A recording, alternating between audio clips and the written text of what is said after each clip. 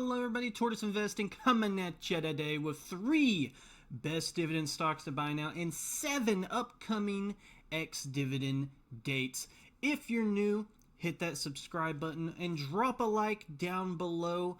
It helps out the channel a ton and it makes the videos and the YouTube algorithm very happy, and they cooperate and things go well. And hit that bell so you know whenever I do my next upload. Every Tuesday, every Friday, 8 a.m. Central Standard Time. Now, we're going to be taking a look at these stocks through a little thing called Qualtrim Insights, and the ex-dividend dates through Dividend.com. So, yeah, without further ado, none of this is financial advice. Always do your own research for investing. Let's go. Bristol Myers Squibb. Now, it has had a little bit of a rough time over the last year, down 27%. But they did announce a huge buyback program, and that may just help them out a ton. Just free cash flow yield, 10.49%. Dividend yield of 4.6%. A payout ratio just below 58%. Not too bad. Take a look at the revenue. Revenue's been growing really rapidly at a rate of 10.91% over the last 10 years. It's kind of been this little stagnant flow here, and then a big spike up. So, the medical, when it comes to medical stocks, you gotta find your value. You gotta find one that's on sale, I feel. And this one's one I think that's right there. I think that this one's on sale currently. Over the last 10 years, been growing their cash flow at a rate of 14.79%. Really been taking off since 2015. If you look here, really nice up and to the right. EPS over the last 10 years, 6.72%. And their debt as of 2022 setting at $34.92 billion. Their EBITDA is $19.92 billion. Take a look here at the quarterly for updated. Debt's down to $31.99. So it does look like they have been paying that off even more.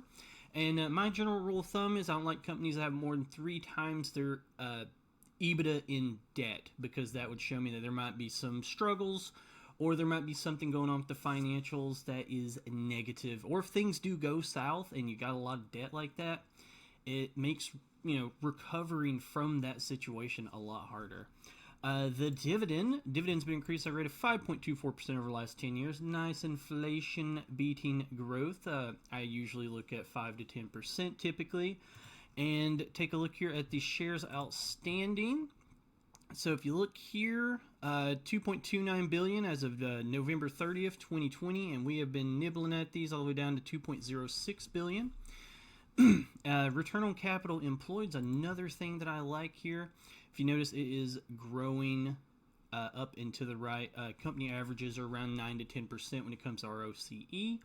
2020, this was at 5.16, 2021, 11.62, 2022, 13.78%. And their CapEx really isn't an issue. It's another thing I like to look at, because you see a giant spike in CapEx. It's showing that they have to pay a lot of money to make money, and that's never a good thing. Now, with Bristol Myers Squibb, one thing I do want to point out is they authorized a huge buyback program here recently. Yeah, an additional, this is as of December 7th, 2023, so this was last month, an additional $3 billion share repurchase authorization, which would increase its total to a $5 billion in total authorized buyback. So that is a ton, and that is good, because, more shares they buy back means you get a bigger and bigger piece of the pie. Next up, Starbucks, one that's been on my personal radar for a minute. I really like this company. Just a free cash flow yield of 3.13%, dividend yield of 2.45%, and the payout ratio just a little over 60%. Take a look at the revenue. Revenue's been growing at a rate of 9.22% over the last 10 years. This is just beautifully up and to the right. Take a look at free cash flow, 7.66% over the last 10 years. Again, up to the right. Did have that 2018 spike there. It's kind of throwing things off a little bit. EPS, this is, silly. This is 92%. But you can see, yet again, up and to the right. Let me see if I can make this a 10-year chart. A little bit better, but yeah, you can see that this is progressively going up and to the right. Growing EPS, growing company. You always like to see that. 2023, they had $12.27 billion in debt. Their EBITDA was $7.33 billion. Again, rule of thumb, I don't like companies that have more than 3 times their EBITDA in debt. Dividend's been increasing at a rate of 15.93% over the last 10 years, but here recently, looks like they've been doing anywhere from 7 and 9% on their dividend hikes. Again, very nice, mid upper single digits on their dividend increases. Share buybacks is one thing that they do. Over the last 10 years, a rate of 2.79%, and over the last 5 years, 3.79%. So this is something that I love. I love a company that does, has strong buyback program, growing free cash flow, revenue, checks all around for me when it comes to this one. And return on capital employed is growing. They had the 2020 hiccup, 7%. But 2021, right back on track, right at 21%. 2022, 24.5%. 2023, 29%. This company has grown the return on capital employed rapidly. I love that. And if you take a look here at the CapEx, it's going up, but it's not like a giant spike. There's no abnormalities here. And a thing that I really like about Starbucks is they are opening up stores like crazy. Starbucks plans to open 17,000 stores to bring its total global store count to 55,000 by 2030. U.S. store count is expected to reach 16,300 with 4% new net store growth planned in the 2024 year, and the long-term goal of 20,000 locations. It is also renovating 1,000 stores a year, so this is awesome. They're putting their money to making their stores and their locations better, and they're opening up new locations like crazy. Love that. Love this company. Really would like to see it dip just a little bit more, but if it doesn't and it stays in this 92 to 94 area, I might just jump in and just grab a little bit and see what happens. Next up, Hershey Company. I love me some Hershey, and I love Hershey Company. Just free cash flow yield of 4.07%, dividend yield 2.54%, and a payout ratio of 46%. Take a look here at the revenue. Revenue's been increased already 5.99% over the last 5 years. They have a big spike here. Excuse me. They have a big spike here over the last 2 years in their revenue growth. Now we take a look at free cash flow. Free cash flow has been growing at a rate of 8% over the last 10 years. Very nice. And their EPS, right in line, a little bit over 8% over the last 10 years. Their debt is $3.02 billion. Their EBITDA was $2.06 billion. Again, no issues there whatsoever. We can update this for the quarterly. $3.7 billion as of the most latest quarter. Again, not that big of an issue when it comes to their debt. The dividend's been increased already to 9.41% over the last 10 years. But here recently, they've been doing about 15% hikes, which is amazing. That's right there with like Visa and MasterCard when it comes to dividend hikes. And their shares outstanding, they don't really buy back shares.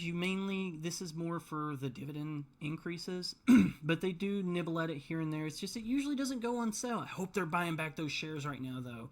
Especially on this dip, I hope that they are definitely taking advantage of this. Now, the return on capital employed, always been super high. 2020 it was 19%, 2021 20.37%, 2022 21.81%. So just growing and just a really strong ROCE to begin with.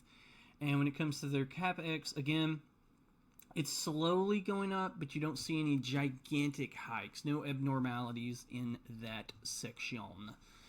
Next up, upcoming ex-dividend dates. So we got Bank of Ozark. Ex-dividend date January 12, 2024. Looks like a increase from their last dividend of 38 cents is going to be that dividend paid out January 23rd. Thing I like about Bank of OZK, I think I said Ozark. I wonder if it is called Ozark. Anyways, Bank of OZK, they increase their dividend every quarter. You can go and look, and it's like a little cent to half a cent every single quarter. And that's just awesome. I like when companies are able to do that. I know AMT is another one that does that, and there's a couple others out there. And it's just nice to see, if this is something that you hold, getting a little bit more, a little bit more, and a little bit more each quarter really gets that snowball rolling for you. Next up, we got AbbVie Inc. Going to ex-dividend January 12th, a 4.7% increase in their dividend. That is going to be a payment of $1.55 paid out on February 15th. They've been increasing it for 52 years. Not too bad. Ozark's been increasing it for 28 years, too. It's pretty good. Next up, we got Caterpillar. Caterpillar's been increasing that dividend 29 years, going ex-dividend on January 19th. And that's going to be $1.30 per share paid out on February the 20th. Next up, we got Williams-Sonoma, been increasing their dividend for 18 years, going ex-dividend January 18th. 90 cents a share paid out on February the 23rd. Next up, General Dynamics increased their dividend for 32 years, going ex-dividend January 18th. $1.32 a share. It's going to be paid out on February the 9th. And Lowe's been increasing their dividend for 52 years, going ex-dividend on January 23rd. Going to be a payment of $1.10 for every share, and that's going to be paid out on February the 7th. And lastly, we got Pfizer, but increased their dividend for 14 years, a 2.4% increase. Going ex-dividend January 25th, and that's going to be 42 cents a share that will be paid out on March the 1st. Now, if you don't know what ex-dividend date is, buy it the day before.